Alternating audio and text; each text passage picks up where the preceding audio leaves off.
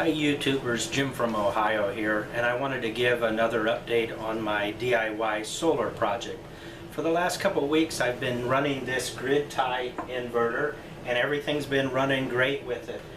So far I've made looks like about 81 kilowatt hours of energy that has gone back into my local home grid.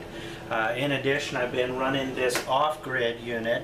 This is coupled with the batteries that I've got down below me here, and it's been running great too. I've only been running the dehumidifier in my basement with it, and that's been running for a couple weeks. Everything's been running great with it too.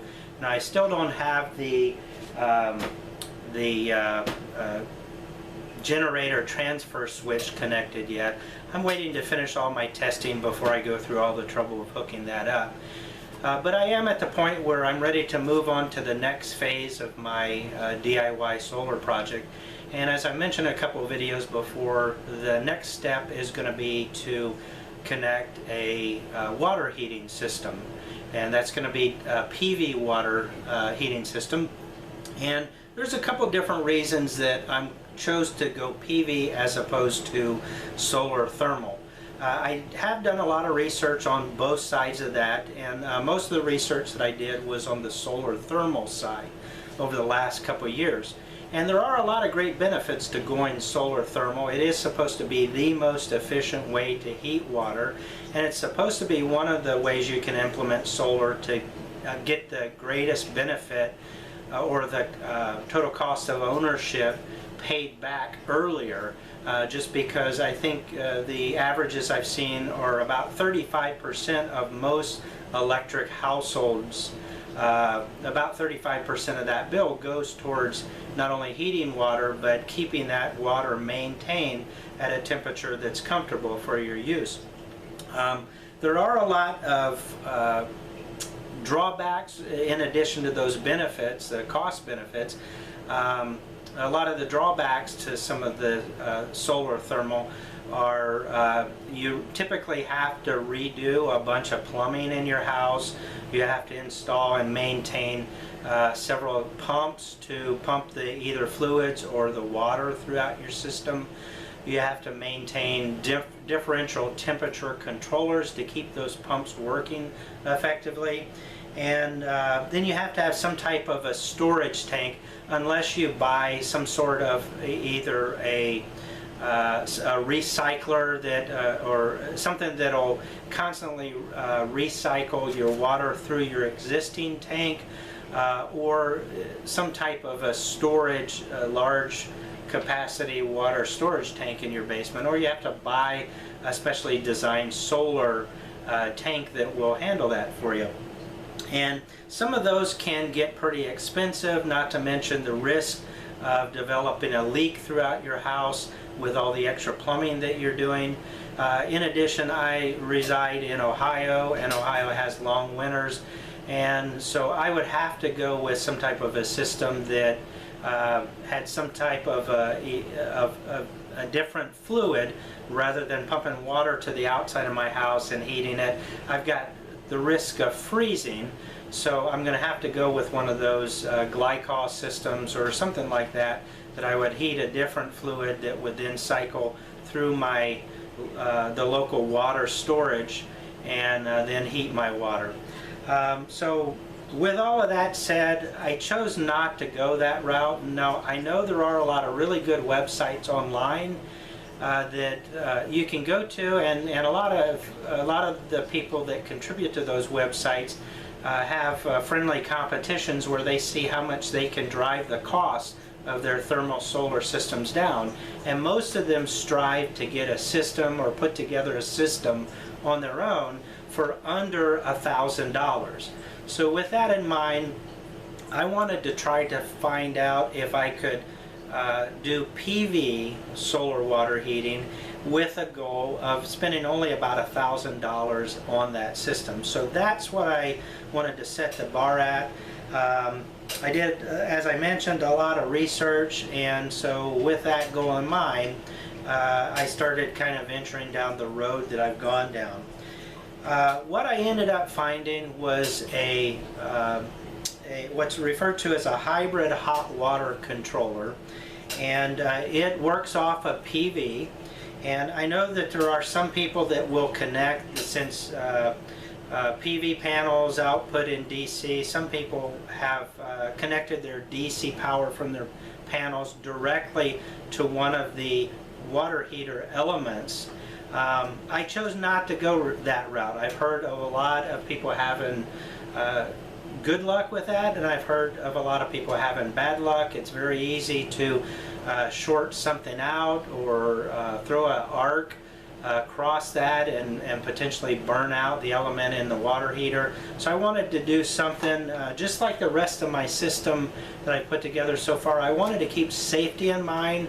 I wanted to keep something, put something together that I could connect and basically run like I do my water heater, just turn it on and forget about it. Just manage it or maintain it over time, but I don't want to have to check it constantly every other day or so.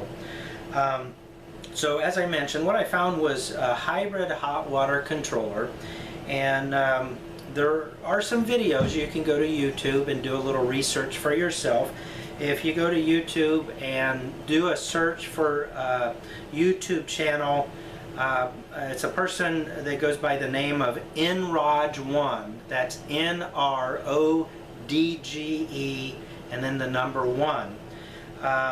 So that gentleman has actually invented a product. He has it patent pending, and he has it for sale.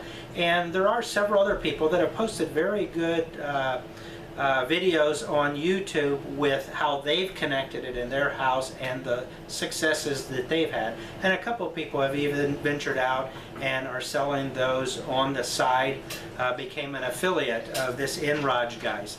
Now, I'm not an affiliate of his at this point in time. I've installed the device. I haven't even turned it on yet, so at this point I can't even give a recommendation. At this point, what I'm going to do is when I turn the system on, I'm going to monitor it over a period of several weeks. I'm going to watch it very closely, and then I'll do another follow-up video as I have done in the past and let everybody know my findings with it. And at that point, I'll make a recommendation, or I'll give it a thumbs down if it just doesn't seem to do what it's supposed to do. I'm probably not going to become an affiliate, but if anybody wants to pursue getting one of these on your own, you can either research the guy's YouTube channel, find out how to contact him to buy one of these devices. He also goes on eBay. He has an eBay store, and his eBay store is Techluck, and that's T-E-C-H-L-U-C-K, Techluck. The device that I'm trying out runs about $259.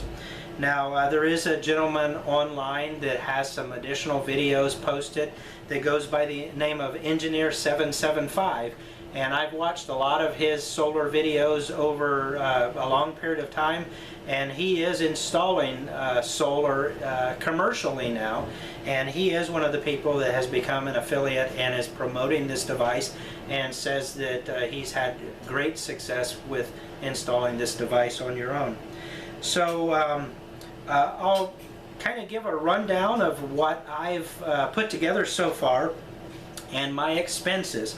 As I mentioned, I wanted to go with a goal of about $1,000, and so far the rack that I put together that I do have a video on my channel. It's a 3 solar panel rack that is adjustable. I can tilt it based on the seasons, but the total expense of that rack, for the timbers, for all of the super strut, all of the hinges, all of the hardware, plus the little quick disconnect switch, I've got about $325 total that I spent on putting that rack together. Now, the panels that I'm using in this, I'm using 3 Canadian Solar 315 watt panels. Now, I'll be honest, those panels, if I purchased those new, they would be significantly more than the dollar amount I'm going to tell you. But what I did a lot of searching around, and I found that there are a lot of solar farms throughout the country who are constantly upgrading the panels that they have on the solar farms. It's my understanding that for them to maintain compliance and get the government kickbacks that they get, they have to upgrade their output. I think it's every 24 months they have to increase their output by so many kilowatts. But to do that, they can't really buy more land, so typically what they do is, as newer panels come out that are bigger, higher wattage panels, what they do is they replace the old panels with the newer panels that come up, that way they can increase their output for the year. I was able to find a vendor that sold those used panels, so I picked up the used Canadian Solar 315 watt panels, and I got them for $100 each. They were 2 years old. They are commercial grade panels, and I was allowed to test them before buying them and driving off the lot with them. So I can, if anybody sends an IM to me or does a message down below, I'll let you know where I got those panels from. I don't know the availability of them at this time. It's my understanding when I bought them, the gentleman had over 2,000 of them available for sale.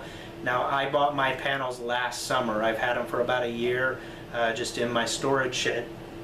But I'm sure that you can find some of those wherever you are, at least in the U.S. I was able to pick mine up in Michigan City, Indiana. Had to drive about 5 hours to get them, but it was well worth the road trip for that cost. The wire that I installed, I did go with 10 AWG wire, and I paid about $100 for the wire. I've got about 125 foot run.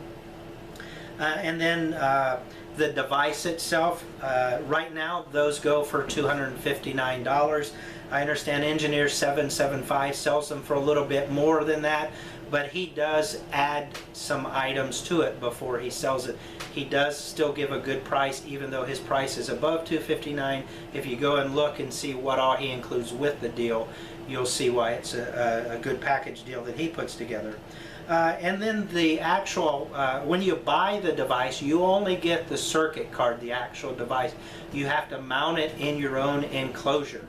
I bought the enclosure, and I'll list I bought it on eBay. I'll list down below the model number for the box that I used, and I paid about $25 for the box. Then I added a couple other safety components. I added, same as this system, breaker and also lightning protection or a surge protection device I added to my box too. So that's what I've got. So my total cost was right around $1,024. You may be able to do a little bit better than me. If you go with new panels, you're probably going to come out a little bit more than that. So I'll go ahead and move the camera, and I'll show you what the device looks like and how I have it connected.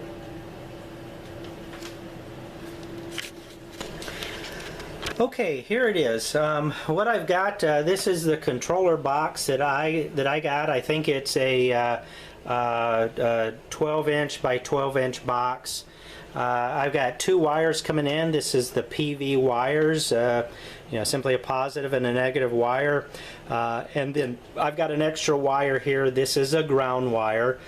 Since I am pulling in about 122 volts, and about 18 amps. Just working with that voltage, you definitely want to keep yourself grounded. So I do have a ground wire that goes back to the grounding in my house. And then inside of the box, this is the actual controller. So this is the card you get with the heat sink that's on the back.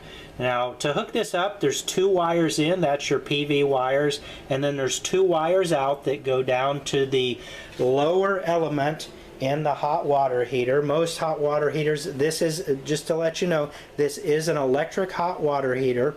This device will not work with a gas water heater or a propane water heater.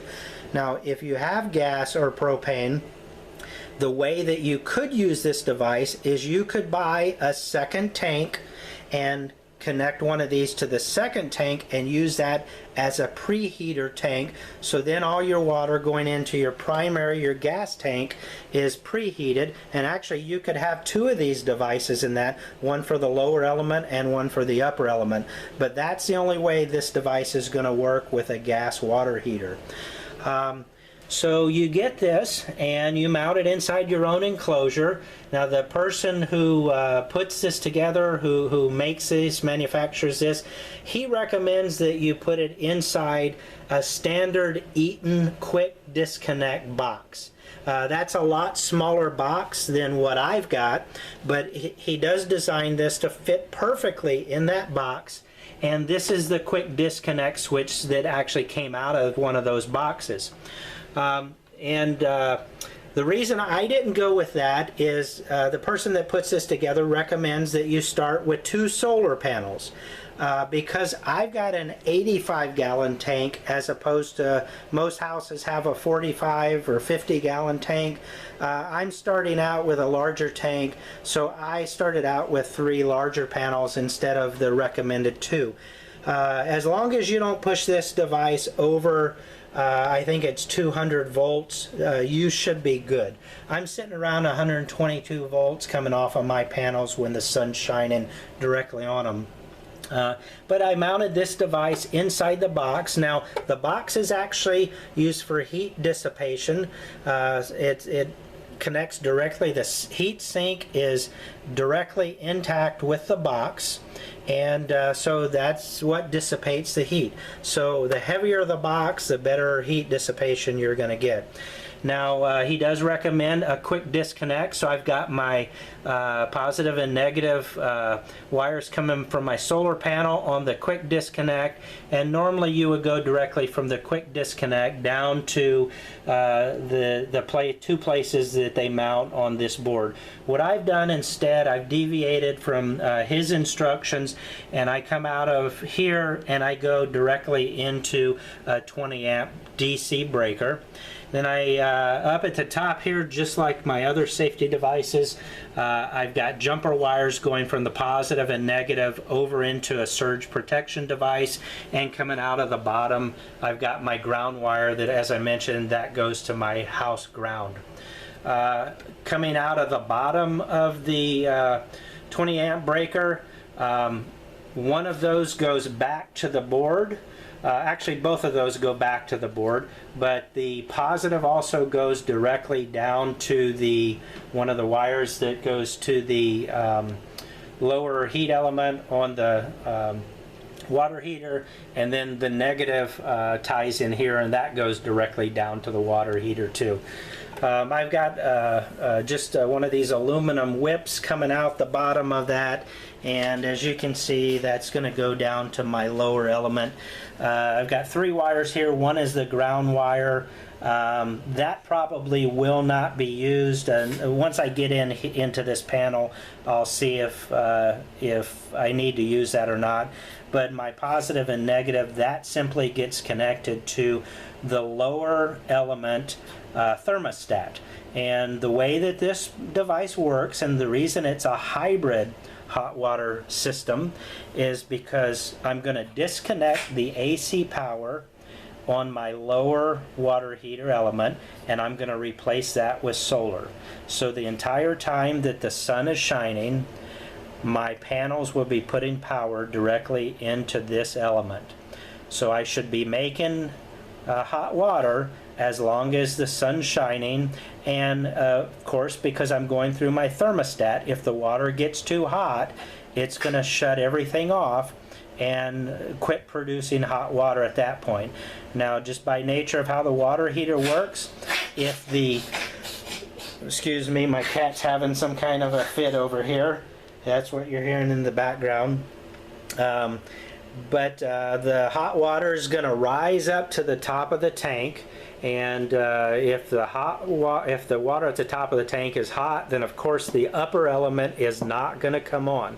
However, in times that the sun isn't shining, so at night, or if I have several cloudy days in a row, then instead of making hot water with solar, my upper element should come on, and should keep the water hot for me and my family. Now, I like always having a backup plan. What happens if this doesn't work, or if it doesn't keep up with the hot water demand? What happens if I have visitors come stay with me for a week and we're taking more showers than we typically do? Well, I don't know. We'll have to wait and see if this is going to keep up, but I do have a backup plan. And what my backup plan is going to be is this switch right here. This is a 2-pole, 2-throw switch. So basically it's a break before make switch. It has a middle position. It's got a position downward, and then it's got a position going upward. So I haven't connected this right now, and I'm not going to use it if I don't need to. But if I find that my water heater doesn't keep up, or in times of several days without sunshine, or if I've got a house full of people, what I can do is I can connect this. I can take the 2 wires that are currently connected at the thermostat with the bottom element, run it to one of the positions, let's say the top of this switch, and then I can have this device connected to the bottom of the switch, and then the 2 wires that normally go down to hot water heater will still go down to the hot water heater, and this switch will allow me to switch between commercial AC electricity or solar power. So if I need this, I don't know if I'll mount it inside the box, or I could mount it in one of those other white boxes on the outside, but this is my backup plan just in case this device doesn't work out. But I haven't taken the time to hook it up because from what I've read, from the videos that I watched, right now I have total faith that this is going to work as planned. So that's what I've got to share with the solar community, the YouTube community. As I mentioned, I will post updates. The reason I don't have this connected is today is Wednesday, and I typically work throughout the week. The last thing I want to do is hook this up and have it just in case it doesn't work. I don't want my wife to be mad about not having hot water during the day. So my current plan is I've got everything wired, everything's hooked up, ready to go, with the exception of the wires here. So this Saturday morning I'm gonna shut the power off. I'm gonna connect this. I'm gonna flip the switch up in the box and turn it on, and I'll do another video then. Probably not right away, but at the end of the day, we'll see how much hot water we have, and I'll provide everybody with an update. So that's what I've got for now. Come back and watch later on, and we'll see how it goes.